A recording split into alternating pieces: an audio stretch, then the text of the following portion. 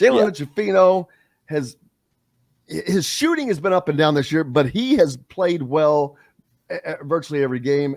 Unbelievable the other day with 6 first half 3-pointers. He was only 3 off the record. He only attempted 9 in the game, which is the record. So he wasn't going for that. Man, he was close. Trey Jackson-Davis, a slow start for him. He started 2 of 7, but the shots just weren't falling.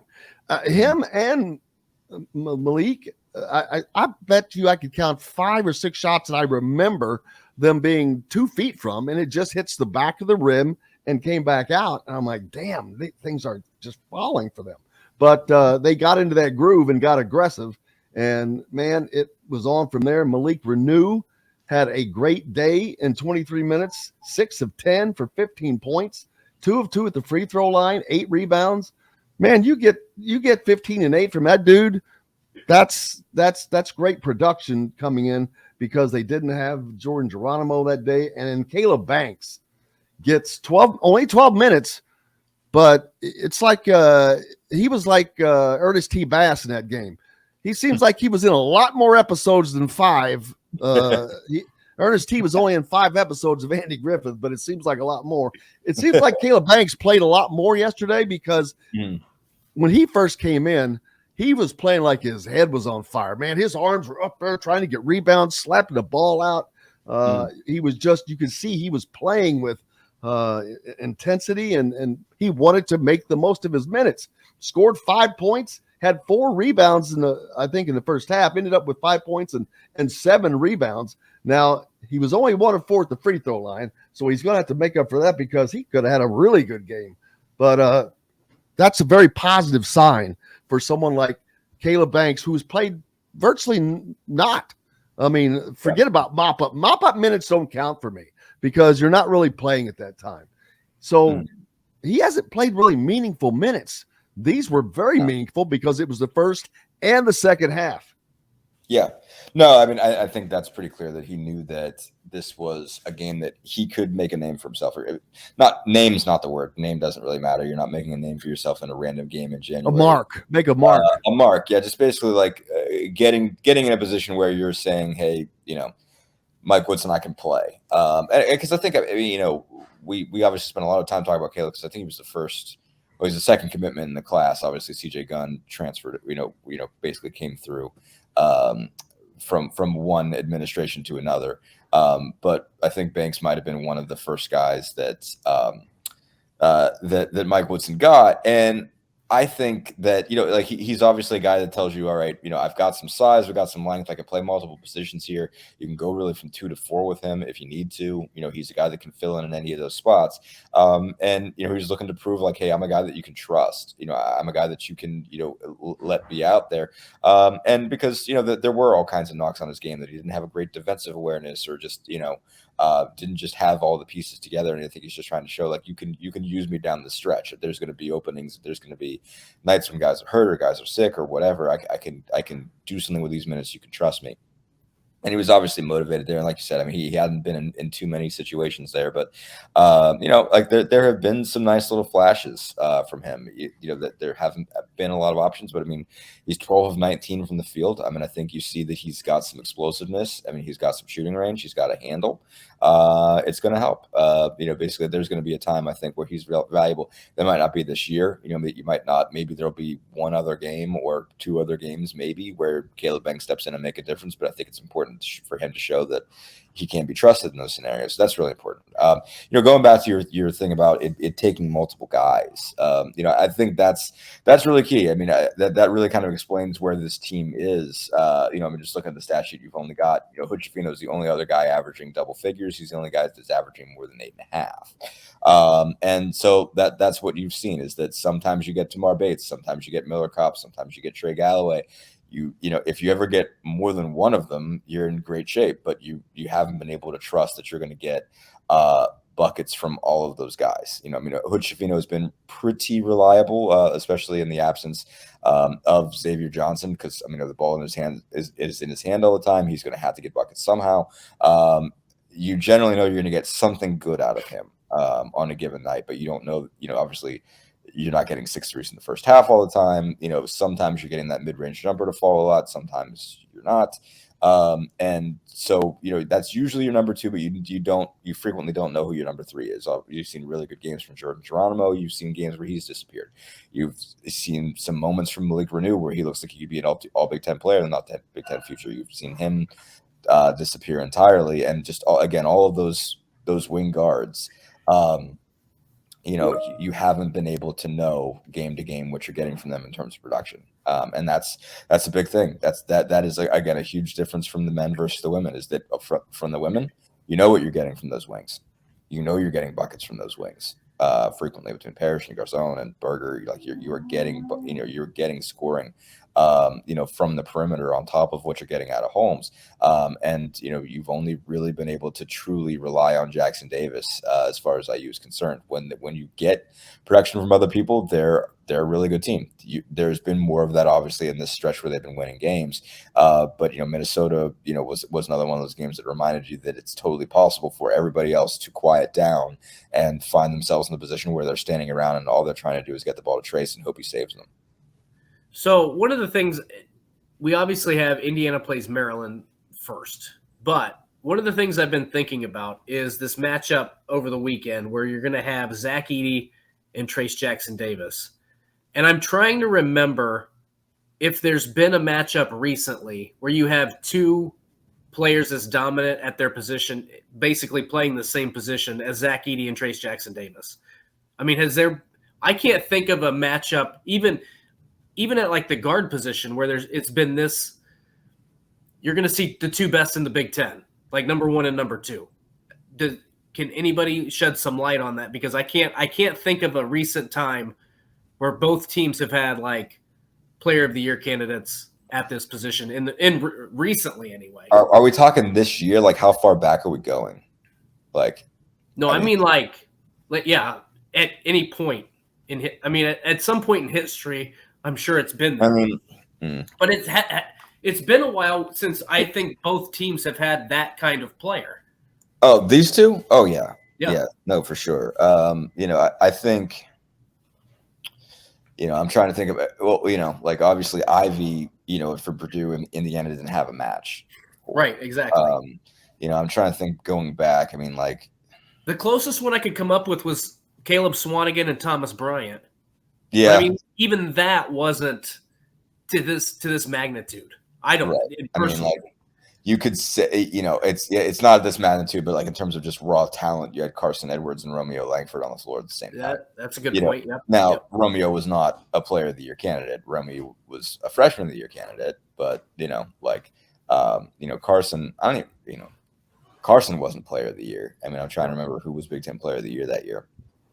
Carson was phenomenal, but it's not like they were guarding each other. Luka Garza, maybe. Yeah, Garza would have been. Yeah, Garza would have been player of the year. That's right. That makes sense. In 19. So let me look. But bottom line, yeah, I mean, breaking out the Google app. Yeah, exactly. Between these two teams, I think. Let me see here. 18-19 was scroll. Well, Cassius Winston actually was Big Ten player of the year. Yep, that makes sense. That's right. They went to the Final Four, beat Duke. Cassius was phenomenal.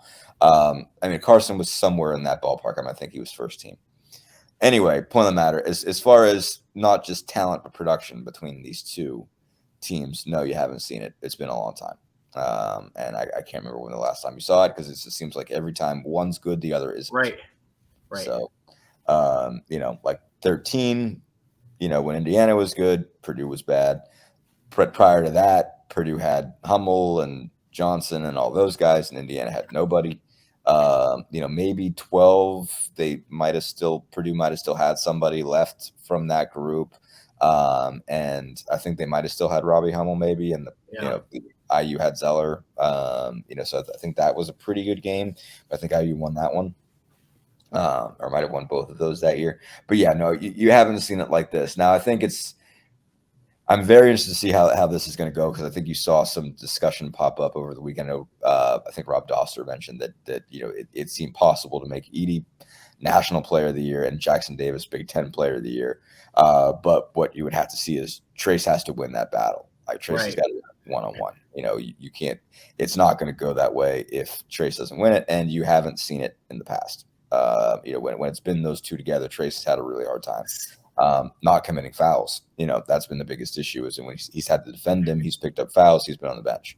And that's the reason why they had to play Michael Durr a lot last year, was because Trace got two real fast and they needed 15-20 minutes out of Michael Durr. So you don't want to be in a position where you're playing Logan Duncombe in that game. Right. Or Renew, for that matter, either one of them. You don't need those guys getting big minutes at the 5 just because you need to space out the fouls against Edey. And it could get that way. It could certainly get that way fast. So there's an argument. I want to make sure I heard this clearly. There's an argument that you could make one player the Big Ten Player of the Year and the other the National Player of the Year. That makes no sense to me. There is an argument. It doesn't really. I mean, again, at the end of the day, they have to play the games. Right. And once they play head to head, obviously the narrative is going to be formed by that. Absolutely. But I think that the national media already has Zach Edey, and I understand, because he was dominant. Not dominant. He was consistent. He was very consistent. He has been very consistent. Had 36 points the other night. Finally, I think he saw Trace Jackson Davis has been killing it, so he's like, hey, I better get some numbers here, because he's making some noise. But I think Trace Jackson Davis, I've said this, he outplayed Zach Edey in the month of January, without question. So, and without question, I agree with what Dustin Dopirak is saying, that I can see that happening, because the national media has. It would be a cop-out. They've already got it, but then the conference media is kind of forced to pay a little more attention than those guys are. I mean, I would also point out, like, Trace had to be more special. You look at the games that Edey's got. I'm just looking at his Basketball Reference game logs. Like, he had 12 against Minnesota. Well, guess why he had 12 Minnesota? Because they held Minnesota under 40. Like they didn't need him to go off. He was 6 of 9 from the field. That's a totally fine evening. I don't even know how many minutes he played. 27. So he got to kind of relax in that one, because they just blew their doors off.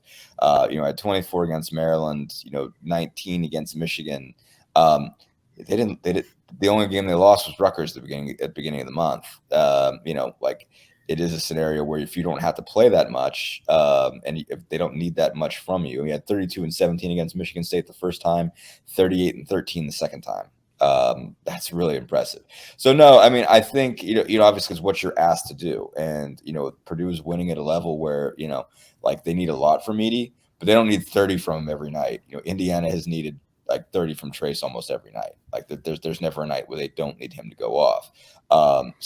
Which to me makes that, that definitely so makes. Are you player of the year? Are you really the MVP when they've got all these other guys that are good? But I think it's clear that like Edey is their best player by a long shot. If they lose Zach Edey, they're done. Yeah, they're not in this discussion. I mean, they would be an okay team. They would fall like a rock. Player. Yeah, but so would Indiana. No different than Indiana. If Indiana were to lose, if you take either of those guys off this team, they bottom out. Yeah, they absolutely bottom out. They're not. They don't have nearly enough that's trustworthy. They've got talent that hasn't necessarily rose to the level of being consistent performers. So yeah, I mean, bottom line, they're going to set the narrative based on how they play. And Edey, yes, I know Seth Davis said after the game on Sunday on CBS that Edey's runaway player of the year nationally. And bull crap. If Purdue's in that, but if Purdue's a 1 seed, Edey's player of the year. Oh, absolutely, because it's just like the Heisman. No different than the Heisman voting. People have gotten to where the team you're on, the success that they have, matters to what you win. And I'm like, well, it's like an MVP. I mean, I get it. I get it though. I mean, it's just like I get why. And that's the thing. Are they voting for an MVP or the player of the year? And I know, and I'm not asking by the name, but most valuable player and player of the year are actually two different things from description. They are. It's just what it comes down to is like there is some perception there. It's like, you know, if someone's the runaway best guy and his team's just average, you know, like if everybody's looking at him and you know, like he's going to be the number one pick and all this stuff, and everybody can say this is clearly the most talented guy in college basketball, he wins. When it's close, you go with the team whose team wins. Because it's like, okay, well, that guy obviously has value. Because, I mean, it goes back to like what we said about Tyrese Halliburton. You know, like it matters that you make your team win. Right. It matters. You know, like, yeah, like, you know, like, okay, you could be the biggest highlight reel player and do things that are spectacular. But if your team doesn't win, does it matter? You know, like LeBron James might still be the best player in the world. LeBron James is not going to win MVP this year.